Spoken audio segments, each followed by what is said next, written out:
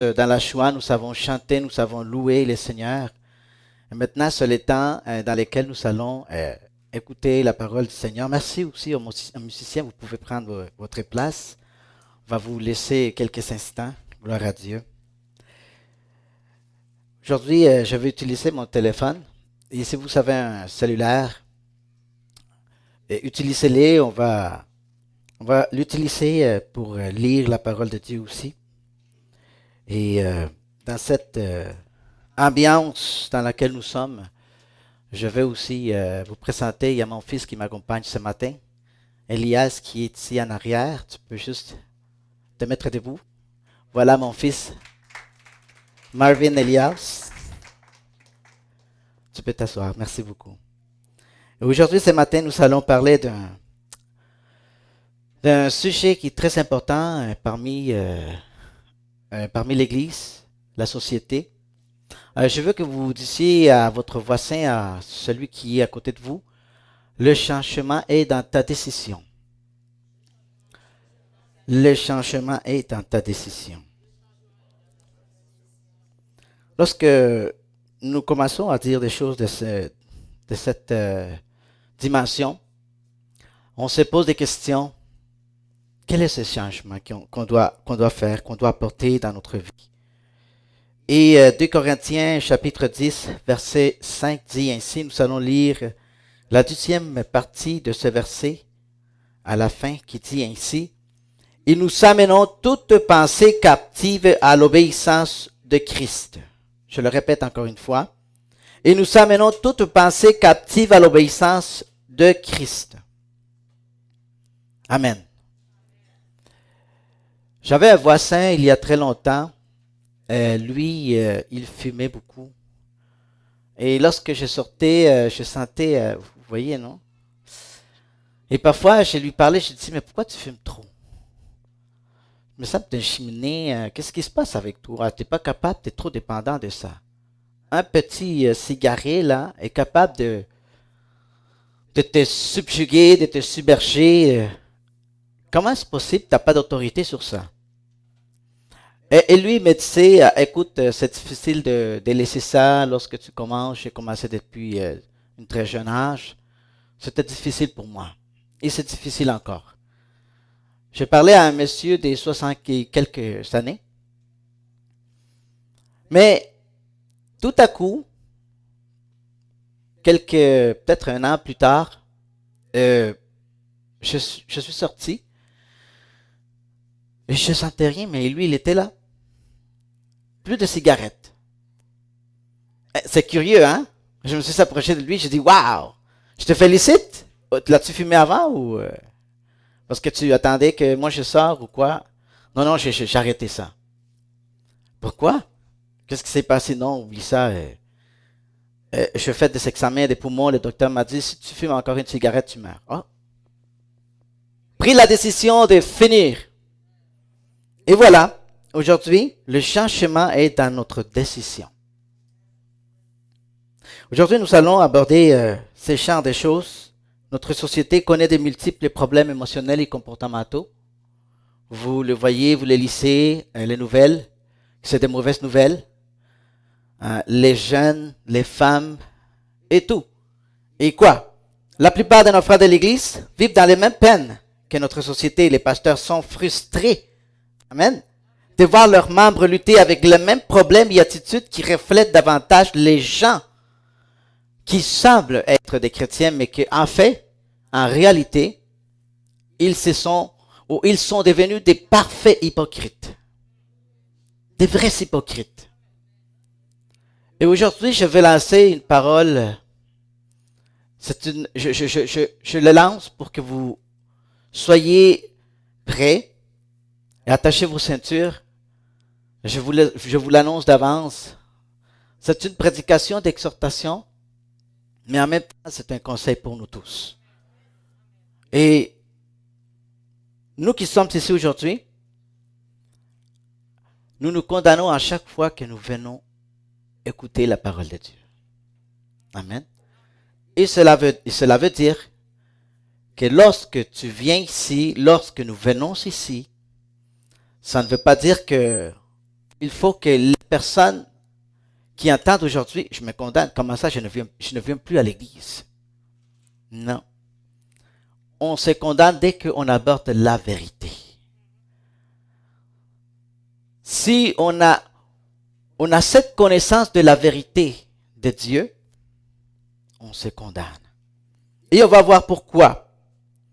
Alors, multitude de problèmes reflètent parmi les membres des églises. D'un côté, celui qui ne connaît pas Dieu, qui n'est pas converti, bon, il démontre sa condition de péché en marchant dans les ténèbres. Mais pour celui qui est un croyant, qui connaît la vérité, il se condamne à cause de sa condition d'hypocrisie. Encore plus. Pourquoi? Parce que si donc quelqu'un sait faire le bien, il ne le fait pas, c'est un péché pour lui. Amen. Aujourd'hui, on va sortir tous ici et dans une réflexion importante. Pourquoi nous voyons que nos membres n'ont pas de changement? Et lorsqu'on parle de changement, on parle aussi des comportements. Et lorsqu'on parle de comportement, on parle aussi de caractère. Ici, on parle de la personnalité, on parle aussi de la pensée. Une pensée qui est fourchée sur une structure de système, de culture. Et parfois, on se pose des questions. Pourquoi est-ce qu'il pense ainsi? Pourquoi est-ce que lui n'est pas capable de comprendre la situation? Pourquoi est-ce qu'il agit ainsi? Il a été éduqué de cette façon. Et lorsqu'on voit à côté, à gauche, on voit la structure du fonctionnement psychologique. Bon, l'enfant, il est là. C'est les parents qui façonnent le caractère de l'enfant, la façon de penser, la façon de faire. Et c'est comme ça qu'il grandit. Il grandit dans ce monde dans lequel il a été forgé depuis son tout jeune âge. Maintenant qu'il est grand, il agit encore ainsi. Ton père te battait lorsque tu étais un enfant. Maintenant que tu es grand, tu essaies de faire la même chose. Et tu es dans l'évangile. Tu te dis, mais c'est pas mauvais ça. Mais il y a différentes façons de correction. Il y a différentes façons de faire. Et lorsque tu finis de battre ton enfant, ou ta femme, ou peu importe, qu'est-ce que tu ressens dans ton cœur? Tu commences à pleurer et tu dis, je veux changer. Je ne veux pas être comme ça. Je ne veux plus te battre. Je ne veux plus faire ceci. Je ne veux plus faire cela. Amen. Alors, pour ceux qui connaissent la vérité, ils se condamnent encore plus. Nous savons aujourd'hui de la théologie de la libération jusqu'à la théologie du combat spirituel, les problèmes des comportements, les impulsions émotionnelles continuent de saisir les cœurs des membres. Nous avons déjà entendu dans nos pays la théologie de la libération en Amérique latine, la théologie du combat spirituel en Afrique et Haïti et tout ça. Parce que tout est corrélationné dans un sens que toute chose est une influence maléfique. C'est une malédiction familiale. Donc, c'est une manipulation des démons. Le problème est, aujourd'hui on va voir qu'est-ce que la Bible nous dit au sujet de cela. Pourquoi que Dieu vient nous juger, vient nous dire, souligner ce point. Par sa parole, il nous démontre, voici ce qu'il y a en toi. Et je veux que tu le changes. Seigneur Dieu, je prie, je jeûne, je viens à l'église, je suis ici en train de chanter plusieurs choses. Je suis dans le service de l'église. Mais pourtant, cela ne change pas ma vie. Lorsque tu sors d'ici, on a un bon temps, n'est-ce pas? On a loué le Seigneur, on s'est réjoui, gloire à Dieu. Mais lorsque tu sors d'ici, les mêmes problèmes, les mêmes situations. Lorsque tu arrives chez toi, c'est la même situation. Et pourtant, tu as été dans l'onction divine lorsque tu étais dans l'église, mais il n'y a rien qui a changé. Et lorsque tu arrives chez toi, là, tu vois la réalité. Ou lorsque tu mets les pas à l'extérieur, c'est la réalité. Le pasteur a prié pour moi. Les leaders a prié pour moi. Tout le monde prie pour moi. Toute l'église prie pour toi. Et pourtant, tu ne changes pas. Il y a un pasteur qui vient et te dit, tu sais quoi? Tu devrais peut-être chercher de l'aide professionnelle. Oh, une minute. Le Saint-Esprit est là. L'église est là. Pourquoi es-tu donc pasteur?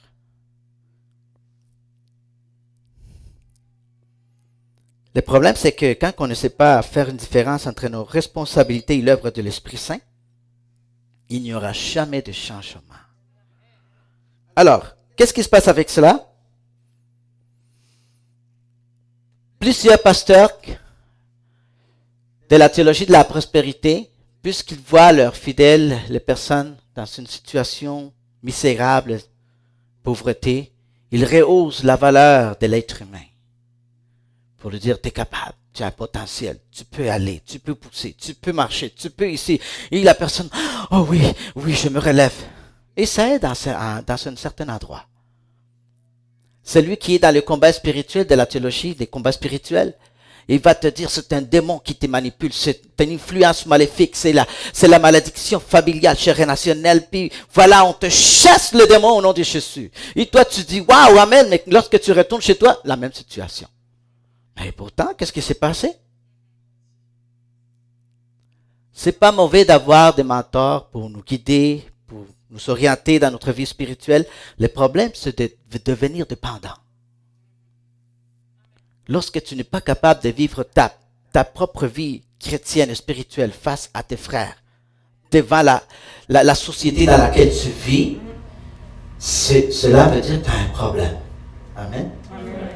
Et lorsqu'on a un problème, il faut l'arranger. Plusieurs de nos leaders, plusieurs des pasteurs, plusieurs même des membres de l'église, et j'inclus tout le monde. Pourquoi? Parce qu'une église, c'est l'église de Christ. Plusieurs de ces personnes-là marchent dans cette situation. Plusieurs personnes sont dans cette structure, ils ne savent pas comment changer. Ils prient, ils font tout le nécessaire.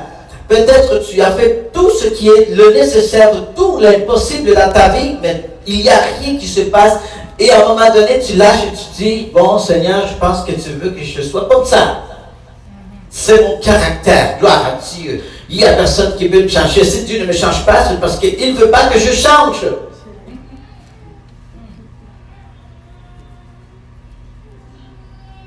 Prenez un point. Le verset dit ici, et nous amenons. Nous venons de le lire tantôt, amen. Et nous amenons toute pensée captive à l'obéissance de Christ. Nous. Le nous, ça veut dire quelque chose. Au verset antécédent, on lit, le verset dit ainsi, car toutes nos armes sont puissantes en Dieu. Amen. Mais cela n'écarte pas ta responsabilité, ma responsabilité, notre inclusion est là-dedans. Et le texte présuppose clairement que peu importe si nos armes viennent de Dieu et quelle que soit leur puissance, la responsabilité nous revient.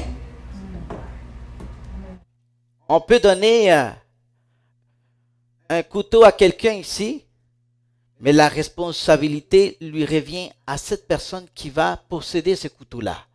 Est-ce qu'il va faire une bonne œuvre ou une mauvaise œuvre?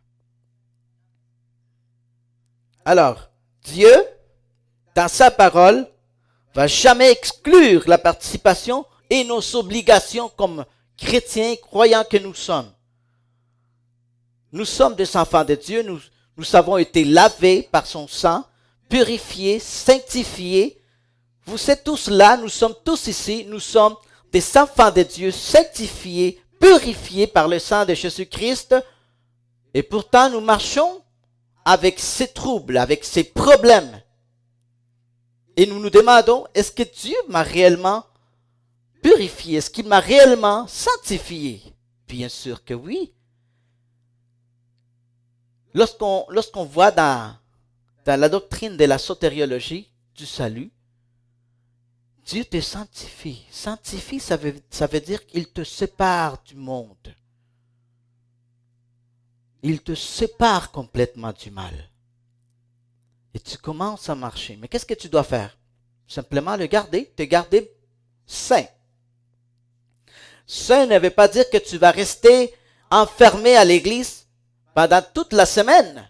Saint veut dire que toi, tu vas t'abstenir d'y aller vers le péché, vers le mal, de pratiquer les choses qui dérangent ta vie spirituelle et qui coupent la communication avec Dieu. Généralement, plusieurs fidèles disent que les faiblesses et les impulsions sont considérées comme des influences démoniaques, des manipulations malveillantes ou des malédictions générationnelles. Cette dimension nous mène dans l'impuissance du changement dans notre mode de vie. La difficulté avec tout ce dysfonctionnement, c'est que nous serons toujours subjugués. Que tu sois un chanteur, que tu sois un musicien, que tu sois un pasteur, si nous n'avons pas encore compris qu'est-ce que ça veut dire la délivrance en Jésus-Christ, on sera toujours subjugué avec ces problèmes. Dans la société, vous voyez, il y a quelqu'un qui a tué sa femme, il y a quelqu'un qui a tué les jeunes garçons, il y a toutes sortes de choses. Mais aussi dans l'église, c'est juste que dans l'église, c'est un peu caché, hein?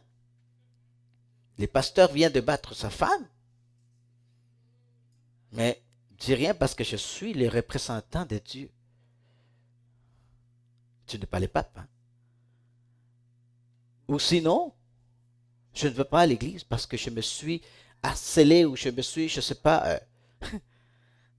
Il y a eu une discussion chez nous et je ne peux pas rentrer à l'église de cette façon parce que les gens, dès qu'ils voient ma figure, c'est le diable incarné. Nous sommes tous des êtres humains et nous luttons jour à jour avec nos problèmes, nos situations. Mais allons-y. Bon, les personnes qui voient de ce côté-là, tout est maléfique, tout est un démon, tout est ici, la malédiction à gauche, à droite, les démons et bon, tout ça. Et n'oublions pas le monde qui est en train de nous influencer avec leur mode, avec la mode, avec la musique, avec tout. Et les croyants de nos temps se sentent opprimés. Des croyants qui font de dépression. Des croyants qui sont instables. Des croyants qui ne savent plus quoi faire. Qui lâchent. Parce qu'ils se rendent compte que la prière et tout ça, il n'y a rien il n'y a pas de fait dans leur vie. Ça, s'est mis ici debout, il chante, mais dans son cœur, elle est triste. Elle dit, Seigneur, je ne sais pas qu'est-ce qui va se passer avec moi et comment est-ce que je vais faire pour tout ça. Mais abordons ça. Si vraiment, comment on va expliquer si tout cela vient avec un bagage? Il y a les démons, il y a les malédictions, il y a un tas de choses. Comment est-ce qu'Ève a péché?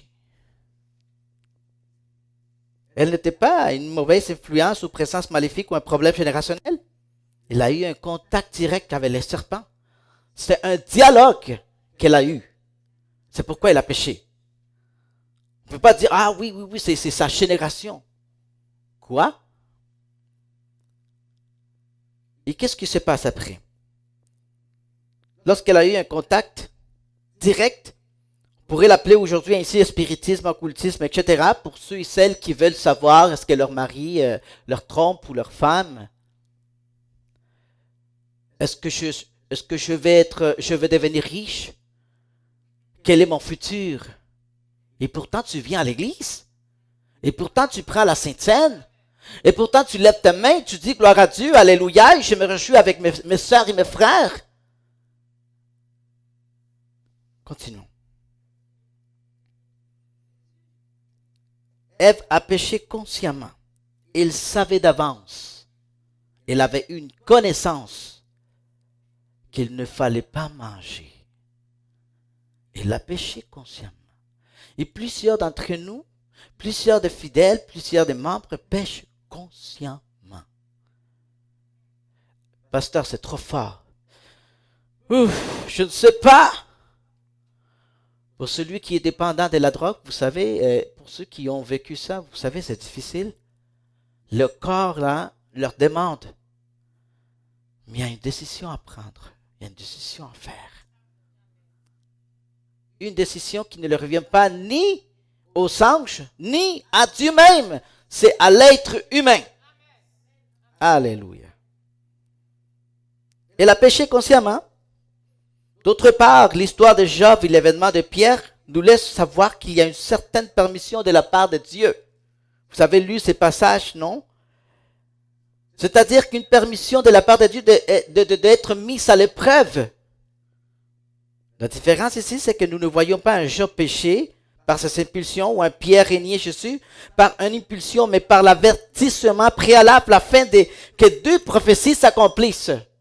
Celle que Dieu devrait aller à la croix, amen, et l'autre qu'on lui avait demandé de le mettre à l'épreuve. Et parfois on se cache derrière toutes ces impulsions-là, toutes nos émotions, toutes les choses, notre caractère. J'ai agi ainsi, c'est parce que... Quoi d'autre? Sachons que ces événements qu'on vient de nommer, Job et Pierre, sont externes à leurs impulsions. C'était quelque chose de réel. Ils ont vécu dans leur propre chair la situation. Mais Pierre se repentit, il pleura grandement. Job n'a pas maudit Dieu, n'a pas péché.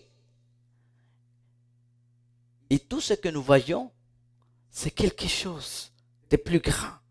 Mais le terme « amenons captive » présuppose notre responsabilité, c'est-à-dire que peu importe que nous soyons des leaders, des ministres, personnes qui ont été goints par les autres super apôtres, disons-le ici. On a tous une responsabilité dans nos actions. Tu es responsable de tes actions. Maintenant que tu es un chrétien, une chrétienne, un enfant de Dieu, nous sommes tous responsables de nos actions. Seigneur, pardonne-moi. Tu sais, j'ai péché contre toi, contre le ciel, contre mon père, ma grand-mère, mon frère, ma soeur. Mais à tous les jours, on a la même insistance. À tous les jours, oh, je sais pas, comment tu vas? Oublie ça, mon mari là, change pas. Puis on lui demande, lui, comment ça va, ma femme, oublie ça, je sais pas pourquoi je me suis marié avec elle. On a tous ce genre de problèmes. Mais la parole de Dieu dit ainsi. D'où viennent vos luttes et d'où viennent les querelles parmi vous? N'est-ce pas de vos passions qui combattent dans vos membres? En chaque chapitre 4, verset 1. C'est de nos passions. Il dit même pas, c'est à cause que le démon il est en train de t'influencer, il te souffle. Et toi, oui, je vais agir coléreusement. Vous voyez, le serpent a donné cette élaboration orale à Ève. Elle devait prendre la décision. C'est pourquoi on voit que Dieu a jugé chacun d'eux responsable de leur action. Vous dites, mais comment se peut-il? Pourquoi que Dieu a jugé à Ève? C'est pas le serpent qui a menti. Non, une minute. Ève savait d'avance qu'il ne fallait pas prendre les fruits de cet arbre-là. Adam savait lorsque Ève vient, oh, c'est les fruits, qu'est-ce qui s'est passé? Viens-t'en, moi aussi. Il le savait. Il était conscient. Et Dieu a jugé selon leur responsabilité, leur action. Et c'est pourquoi des fois, on ne peut pas se cacher derrière les choses qui nous entourent. Oh, j'ai senti une présence, puis et voilà, c'est pourquoi j'ai réagi. Non, c'est tes impulsions, c'est tes émotions, ce sont tes passions qui sont en train de lutter à toi. Alléluia. Gloire à Dieu. Donc, ce texte exclut le travail des démons exercé à nous. Et en d'autres termes, il n'y a aucune excuse pour nos actions. Amen. Mais comment les influences du malin et des démons peuvent-ils venir nous manipuler pour commettre des péchés, pour agir mauvaisement? Comment? Bon. La parole de Dieu dit ainsi: la colère de Dieu se révèle du ciel contre toute impiété et toute injustice des hommes qui retiennent injustement la vérité captive, car qu'on peut connaître Dieu est manifeste pour eux.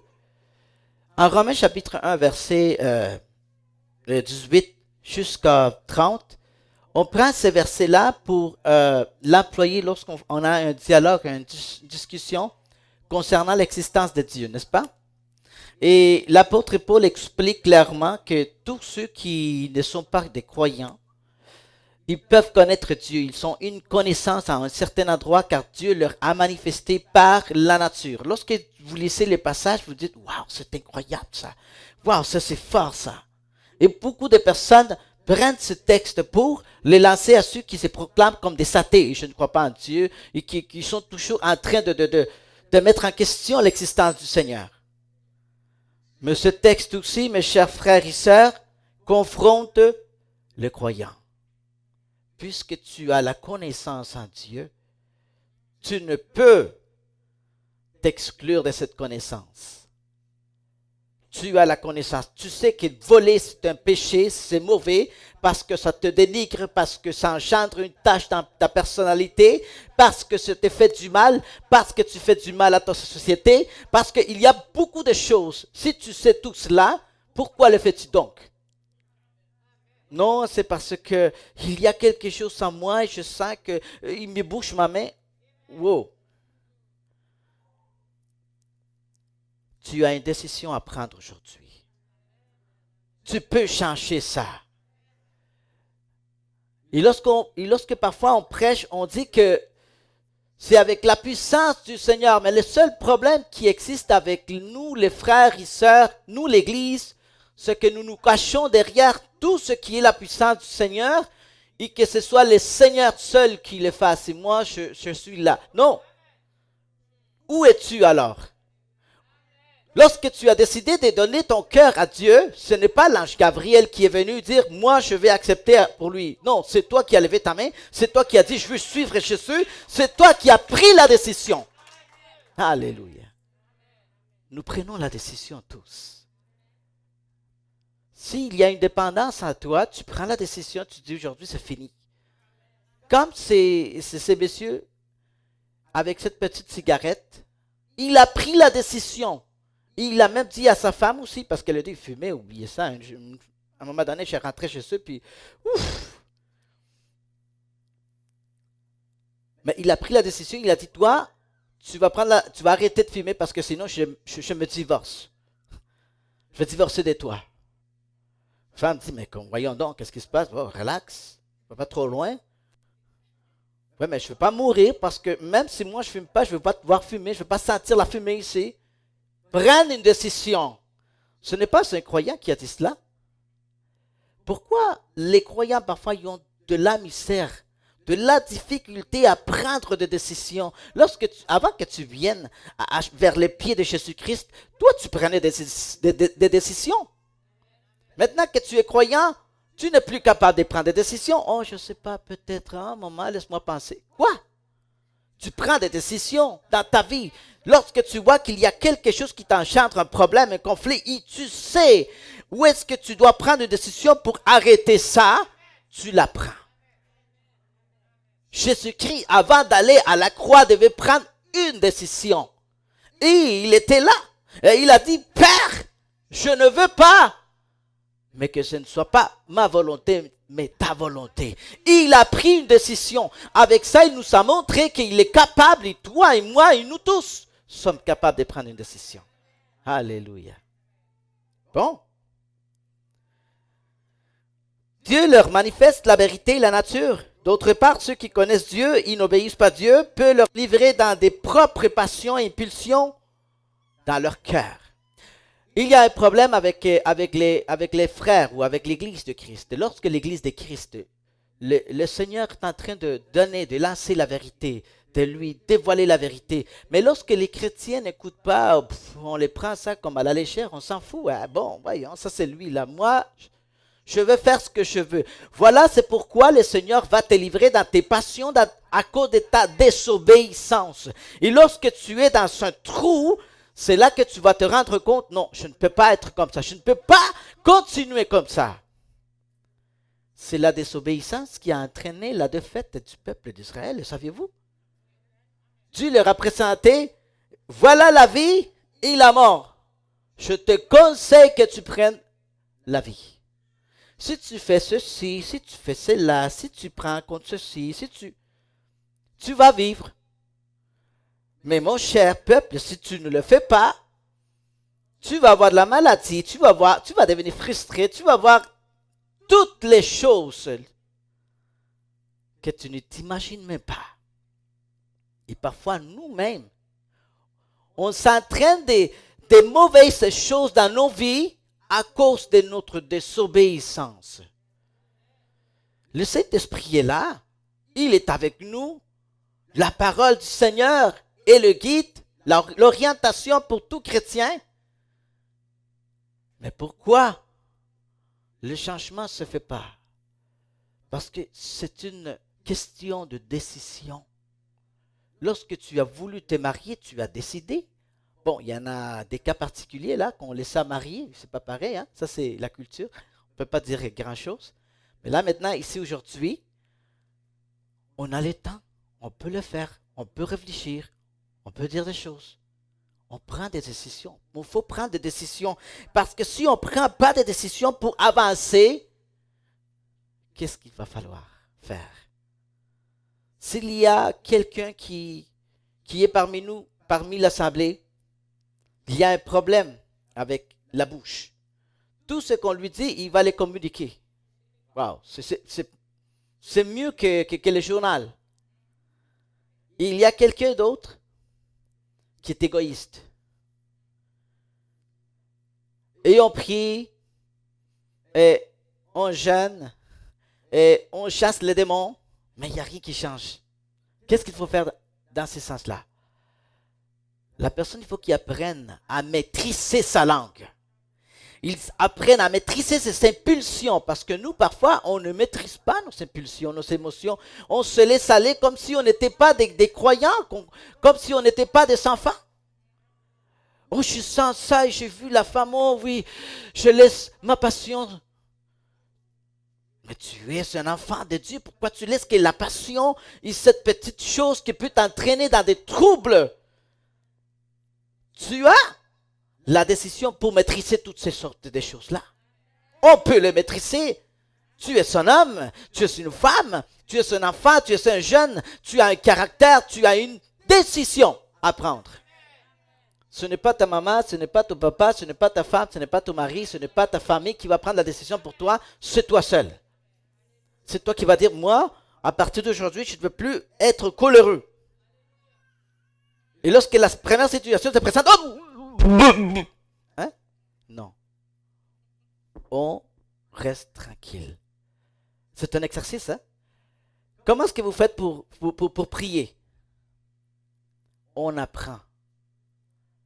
Vous écoutez les autres. Et si les pasteurs et quelqu'un qui te donne une orientation, voilà, ma soeur, mon frère, c'est comme ça qu'on va prier, tu vois? On va prier, Père céleste qui est dans les cieux. Amen. Il va sembler au début comme si tu serais dans un couvent, mais relax. Après, ça va venir tout seul. Mais tu prends une décision. Vous voyez, parfois, on est mis dans des situations et Dieu nous a laissés, et Dieu a permis. Parce que vous voyez, les démons peuvent manipuler les gens. Hein? Ceux qui ne connaissent pas Dieu, ceux qui rejettent Dieu à cause de leur manque de foi, à cause qu'ils ne veulent pas, ils rejettent la vérité, ils ne veulent pas venir à la vérité. C'est correct, on les comprend, mais un enfant de Dieu, comment le comprendre? Celui qui marche dans la vérité, dans la lumière, veut marcher comme celui qui est dans le ténèbre. C'est impossible. Voyez l'exemple de Saül. Il a désobéi. Qu'est-ce qui s'était passé? Dieu a permis qu'un esprit mauvais vienne le tourmenter. Il y a plusieurs de fidèles, plusieurs de membres de l'Église qui sont tourmentés. Oh, il est en train de passer une souffrance. Ah oui, mais qu'est-ce qui s'est passé? Je n'ai aucune idée. Ils sont tourmentés. Il est vrai, on n'écarte pas la réalité des démons et des influences maléfiques. Non, on ne l'écarte pas. Mais on n'écartera jamais aussi notre responsabilité, notre obligation de marcher vers Dieu, vers la vérité, en sachant que nous devons prendre une décision. L'autre chose, c'est que lorsque nous réservons des sonnes dans notre ancienne humanité, nous serons toujours des esclaves du péché, n'est-ce pas? Je suis maintenant un croyant, une croyante, mais je réserve quelques sonnes de mon ancienne vie. Et lorsque moi, je commence à marcher, mais les sonnes que je réserve sont encore là. Je serai toujours esclave du péché. Oui, parce que je laisse la porte entrouverte, je ne la ferme pas au complet. Lorsqu'un enfant de Dieu vient au pied du Seigneur, il faut qu'il ferme la porte à certaines choses qui vont t'éloigner du Seigneur. Parce que ces choses-là qui sont derrière toi t'empêchent de recevoir les bénédictions de Dieu dans ta vie. T'empêchent de, alléluia, de recevoir ce que Dieu a réservé pour toi. Et parfois on se demande, mais pourquoi Dieu ne me bénit? Il n'est pas capable de me bénir. Il est capable, il est tout puissant. Le problème, c'est que c'est toi parfois qui dois décider, prendre une décision. Tu dis, garde, aujourd'hui, moi je vais arrêter de pécher, je vais arrêter de faire ceci. Je sais que les pasteurs ou les frères de l'assemblée ne me voient pas, mais moi je le sais. Et Dieu qui me voit le sait aussi. Aujourd'hui, j'arrête ça complètement. Alléluia.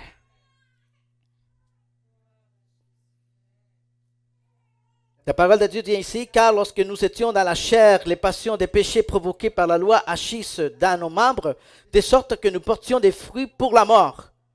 Et ainsi de suite, ceux qui sont à Jésus-Christ ont crucifié la chair avec ses passions et ses désirs. Faites donc mourir les membres qui sont sur la terre, l'impudicité, l'impureté, les passions, les mauvais désirs et la cupidité qui est une idolâtrie. Bon, il y a une toute liste. À qui revient cela? Est-ce que c'est à le Saint-Esprit qu'il faut faire mourir les passions? Est-ce que c'est à Dieu qui lui revient la responsabilité d'enlever toutes ces choses-là? Non, c'est à toi, à moi et à nous tous. La parole de Dieu nous dit, faites mourir donc, crucifiez-les donc. Et ça ne veut pas dire que tu vas prendre un bois, puis tu vas te faire une croix, et tu vas mettre un papier, et tu vas le clouer, tu es mort. Non! C'est toi qui dois les faire mourir. Lorsque tu sens cette impulsion, qu'est-ce que tu dois faire? Tu dois agir. Non, attends une minute, je te maîtrise. Tu ne peux pas me subjuguer. Tu ne peux pas me dominer. C'est moi qui va te dominer. Plusieurs choses se donnent. Gloire à Dieu. Troisièmement, lorsque les vieilles passions viennent te visiter. Maintenant que tu es un enfant de Dieu, que tu as beaucoup travaillé, lorsque les vieilles passions viennent te visiter, viennent cogner à ta porte.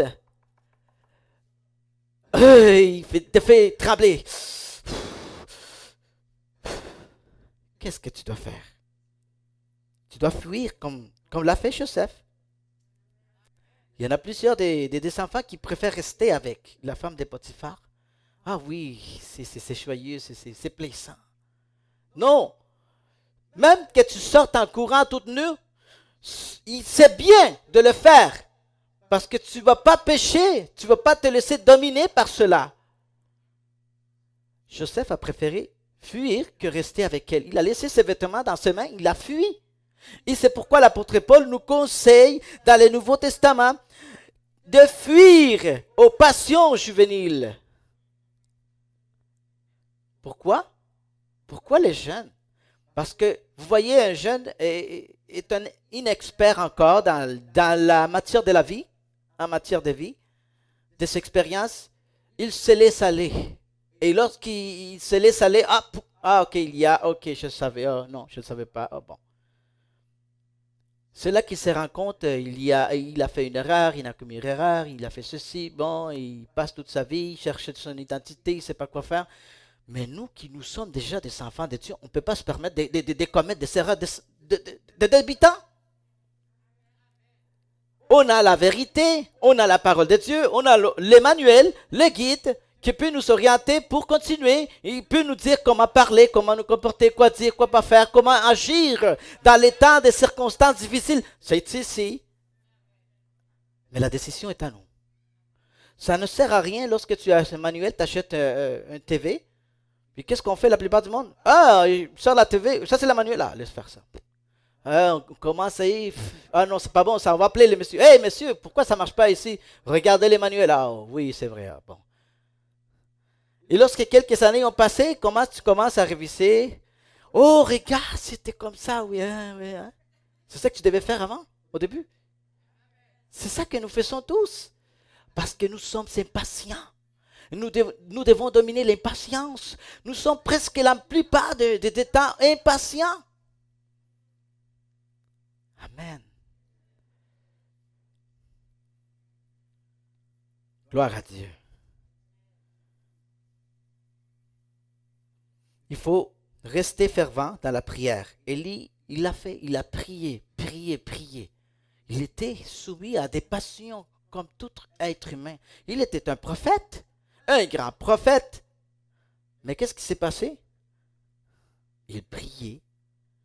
Il était toujours constant. Nous, les enfants de Dieu, nous devons apprendre à être constants, stables dans nos émotions, dans nos pensées. Je ne sais pas si vous avez déjà croisé avec des personnes qui te disent aujourd'hui, oui, aujourd'hui je vais aller chez toi. Après, il va te dire, non, je ne peux pas y aller. Et demain, il va te dire, oui, oui, oui, à quelques heures. Et après ça, il change. Est-ce que vous avez déjà côtoyé des gens comme ça qui sont... Comment vous vous sentez? Voulez-vous devenir des amis à eux? Je ne sais pas. Non, oublie ça, là. Cette personne-là, ça ne m'intéresse pas. Il n'est pas instable. Pour ceux et celles qui se sont mariés avec une femme ou un mari qui est instable, aujourd'hui dit oui, mais demain dit non. Peut-être demain je vais t'haïr. Après demain un mois je t'aimerai. Et après pour toujours je t'haïrai. Bon, je ne sais pas où est-ce qu'on va finir. Toute pensée, nous amenons captive toute pensée, c'est-à-dire que ta pensée, tes choses qui sont forgées dans ta mémoire ou dans ta tête, toi et moi, on les amène captives. C'est nous qui prenons la décision. Est-ce que cette pensée que j'ai vient de Dieu? Est-ce que cette pensée glorifie le Seigneur? Est-ce que cette pensée va m'édifier? Est-ce que cette pensée va édifier ma soeur, mon frère, ma famille, ma femme, mes enfants? Est-ce que cela va édifier le monde et à moi-même? Nous prenons la décision. Et nous savons que nous sommes responsables de notre part en tant qu'enfants de Dieu que nous sommes. Alors, il ne faut pas dénouer facilement la corde. Il faut tenir bon. Parce que les pensées de notre esprit sont forgées en forteresse lorsque nous le soutenons et les amenons à agir, à commettre avidement de toutes sortes d'impuretés. Pourquoi? Parce que la parole de Dieu dit ainsi, Ephésiens 4, 19, ayant perdu tout sentiment, ils se sont livrés à la dissolution pour commettre toute espèce d'impurité jointe à la cupidité. En fait, lorsque vous lisez la parole de Dieu, la parole de Dieu nous offre la grâce du Seigneur. La grâce de Dieu est là. Mais la décision de la prendre nous revient à chacun de nous. C'est nous qu'on doit donner le pas. C'est nous qu'on doit marcher. C'est nous qu'on doit dire, bon, voilà, moi je vais la prendre parce que moi j'ai besoin. Et c'est ainsi avec nos actions. C'est ainsi avec tout ce que nous sommes en train de vivre dans nos vies. Beaucoup de péchés se commettent jour à jour dans notre propre assemblée. Beaucoup de gens, de jeunes viennent chercher des péchés. Et parfois, ça doit être qu'une simple décision d'arrêter ceci et cela. Point final. Et parfois, les gens qui sont ici ils pleurent devant la présence de Dieu. Ils demandent à Dieu, Seigneur, comment est-ce que notre génération peut changer? Comment est-ce que nous, on peut influencer notre société, notre communauté montréalaise? Comment est-ce qu'on peut le faire? Commençant par nous, premièrement. Et lorsqu'il y a un changement, une décision à nous, c'est ainsi que nous allons pouvoir influencer les autres. Alléluia. Gloire à Dieu. Vous savez que beaucoup d'attentats, des morts, des suicides ont été soigneusement étudiés avant de les amener à l'acte. Hein? Vous les voyez, non? Dans les nouvelles, n'est-ce pas? Ah, telle personne a fait une fusillade, mais lorsqu'on fait une étude, ah oui, il a fait ça, il s'était bien préparé. Personne ne peut dire ici, oh, j'ai péché parce que le diable, il s'est mis entre eux. Je ne sais pas comment l'expliquer là, mais non. C'est toute une chose bien fait. Il y avait déjà un long chemin, un très long chemin. L'adultère ne se commet pas du jour à l'autre, d'aujourd'hui à demain. L'adultère, là, ça se commet avec une certaine mesure, étudiée. Il ne faut pas qu'il m'écoute, il ne faut pas que je fasse pas. Chut. Et lorsque la chose s'éclaire, c'est le diable, le démon, je ne sais pas, il influence. Ah oui? Comment peux-tu dire ça? Ça fait combien de temps que tu es? Ah, 5 ans. 5 ans.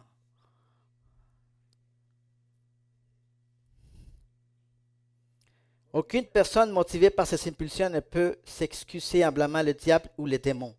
Habituellement, ceux qui ne connaissent pas Dieu se laissent emporter par leurs pensées, par toutes les sortes de choses que les démons leur lancent.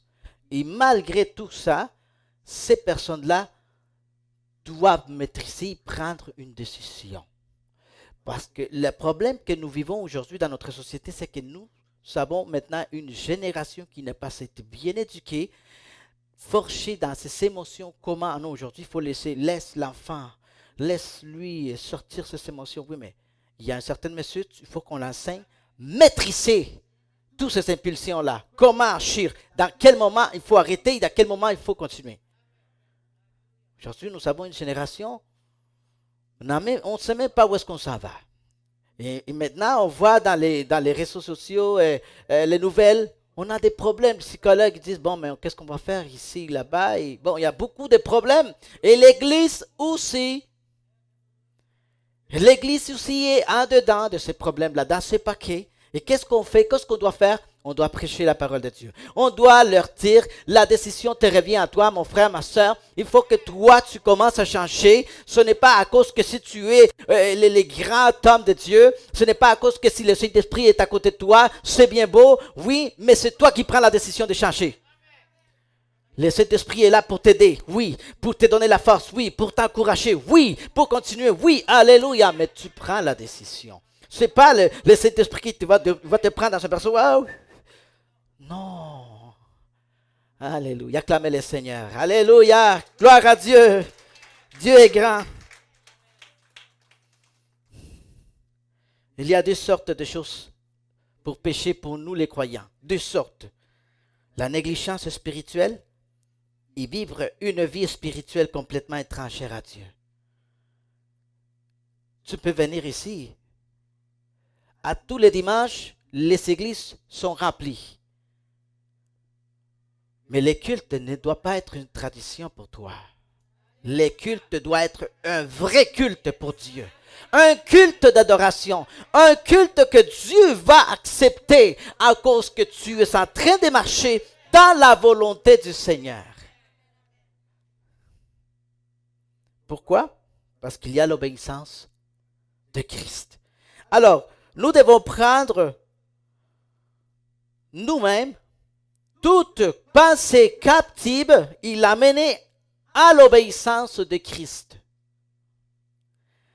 Dans cette partie, le texte suggère que toute pensée ou attitude doit être amenée à l'obéissance de Christ, une action qui s'oppose à toute impulsion et pensée pour le faire passer dans le filtre de la parole de Dieu.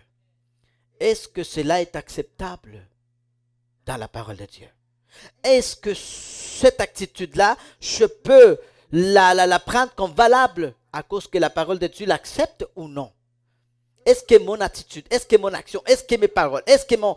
Et tout ce qu'on fait, est-ce que cela est acceptable par Dieu? On le soumet toujours à la parole de Dieu. C'est pourquoi on encourage à tout le monde de prendre une Bible.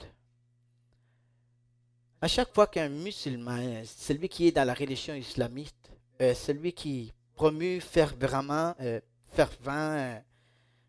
la religion islam, à chaque fois qu'il lit la parole de Dieu, parce qu'eux, ils vont lire la parole de Dieu. Parfois, c'est pour combattre, parfois, c'est pour faire, bon, peu importe le but, mais une fois qu'ils lisent la parole de Dieu, ils se convertissent. Ils trouvent la vérité. Et pourquoi dans notre génération occidentale, pourquoi qu'il n'y a pas de conversion? Vous savez, on a toute une longue histoire, le christianisme. Ici, qui ne connaît pas le christianisme? Qui ne connaît pas ça? Qui ne connaît pas que Jésus-Christ est mort dans une croix? Qui ne connaît pas ça? Tout le monde le connaît. Mais pourquoi les gens se détournent de Dieu? Parce qu'il n'y a pas ce changement. Parce que parfois on vient à l'église, on veut seulement les émotions, on veut sentir, oui, voilà, c'est bon, ouais, joue. Mais lorsque tu sors dehors, la même réalité. Il n'y a pas eu de changement parce que tu n'as pas appris à toi-même à prendre des décisions. Tu n'as pas encore le courage. Et tout cela va s'efforcer dans l'église lorsque tu vas comprendre que c'est toi le responsable de continuer à être un chrétien, que c'est toi le responsable, alléluia, de tout ce que Dieu te donne. Dieu nous donne, nous dispense de bénédictions, mais qui est-ce qui est le responsable de bien gérer tout ça? Toi et moi. Alléluia. Vous voyez? Alors, tout ce qui s'élève au-dessus de la vérité doit être porté pour que l'obéissance de Christ soit reflétée en nous.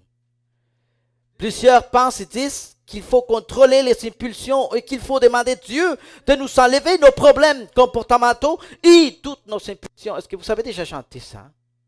Vous avez déjà entendu des prédications où il faut demander à Dieu Dieu peut t'enlever ça, Dieu peut te faire ça. Dieu, ce qui veut que toi tu prennes ou tu apprennes à dominer sur tes impulsions. Dieu veut que toi, tu apprennes à prendre des décisions. C'est ça que la parole de Dieu te dit à moi et à toi. Si on est toujours caché derrière les excuses, bon Seigneur, tu sais, c'est toi qui le sais, tu sais. Non. C'est toi. Et le Seigneur est là et peut-être il est en train de dire, toi aussi tu le sais. Tu sais, Seigneur, je prie à toi, donne-moi, oh Dieu, la sortie, donne-moi, Seigneur. Et Dieu est là et il te dit, mais tu sais où est-ce que tu peux aller? Tu sais quelle porte toucher, ouvrir? Et parfois, c'est ça le problème. Nous avons des problèmes à prendre des décisions. Mais la mauvaise nouvelle, mes chers frères et sœurs, c'est que nulle part dans la Bible il nous dit que nous sommes appelés à contrôler nos émotions. Et que c'est Dieu le responsable de nos émotions. Non, c'est nous. C'est pourquoi depuis la Genèse, depuis le début de l'humanité, Dieu a jugé l'action de l'être humain. Tu as agi ainsi, voilà ce qui te revient. Puisque tu n'as pas agi selon l'obéissance, voilà ce qui te revient. Puisque si nous savons comment agir selon l'obéissance de Dieu, voilà les bénédictions que Dieu a choisies pour toi et pour moi. Mets-toi debout, mon frère. Alléluia. Gloire à Dieu. Mets-toi debout, mets-toi debout. Dieu est grand. Dieu est grand. Nous devons prendre une décision. Et cette décision te revient à toi. Je ne sais pas quels sont tes problèmes, quelles sont tes dépendances, je ne sais pas quelles sont les situations que tu es en train de vivre. Mais l'important ici, c'est de prendre une décision aujourd'hui. Ferme tes yeux. Nous devons à chaque fois prendre une décision. Prendre la décision, le courage. Il ne faut jamais laisser, il ne faut jamais arrêter. Le Saint-Esprit est toujours à côté de toi. Il est là pour t'aider, il est là pour t'encourager. Mais chacun de nous doit prendre une décision. Chacun de nous. Seigneur, nous te remercions, te sommes reconnaissants aujourd'hui pour ta parole, oh Dieu. Seigneur, que cette parole puisse faire une œuvre dans nos cœurs, dans nos pensées. Que maintenant que nous allons aller chez nous, Seigneur, que à partir d'aujourd'hui, nous sachions quoi faire, comment agir. Nous demandons, Saint-Esprit, de nous aider, de nous orienter, de nous donner la force et le courage de pouvoir dominer sur toutes choses qui veulent, Seigneur, nous dégrader comme des enfants de Dieu que nous sommes. Nous voulons aujourd'hui, ô Dieu Tout-Puissant, que ce soit toi, prenant le contrôle dans nos vies, mais que ce soit toi aussi, illuminant notre intelligence, notre pensée, pour pouvoir adorer ton nom, pour pouvoir marcher dans la lumière en tout temps, Seigneur. Nous voulons, ô Dieu Tout-Puissant, que ce soit toi, ô Dieu, nous orientant dans notre voie, comme des enfants de Dieu que nous sommes, Seigneur. Nous voulons, ô Dieu Tout-Puissant, t'adorer, bénir ton nom. Mais nous voulons, Seigneur, que tu sois celui qui nous donne la victoire. Nous voulons, Seigneur Dieu Tout-Puissant, que ce soit toi, ô Dieu, donnant cette victoire à chacun de nous. Alléluia. Gloire à Dieu. J'aimerais que les musiciens m'aident. Je vais chanter un chant. Je l'ai traduit, c'est une chanson. Gloire à Dieu. Et en espagnol, je l'ai écrit en espagnol, mais j'espère qu'on va pouvoir la chanter aujourd'hui. Gloire à Dieu. Gloire au Seigneur.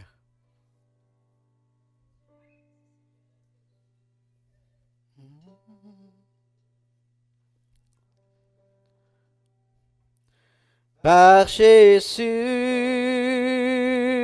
j'ai la rédemption. Par son sang, le pardon. Par son esprit, j'ai la délivrance. Par sa parole, la vie éternelle, son pouvoir vainc l'ennemi, son amour me guérit, sa confiance me donne la paix, sa présence, la sérénité.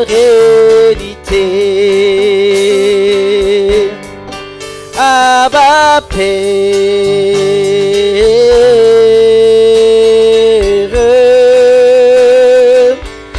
tu es très saint,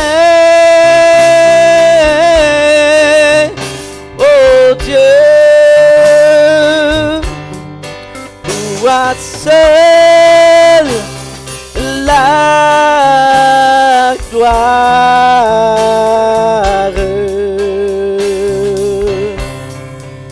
car tu es digne d'adorer. On va les commencer. Par Jésus,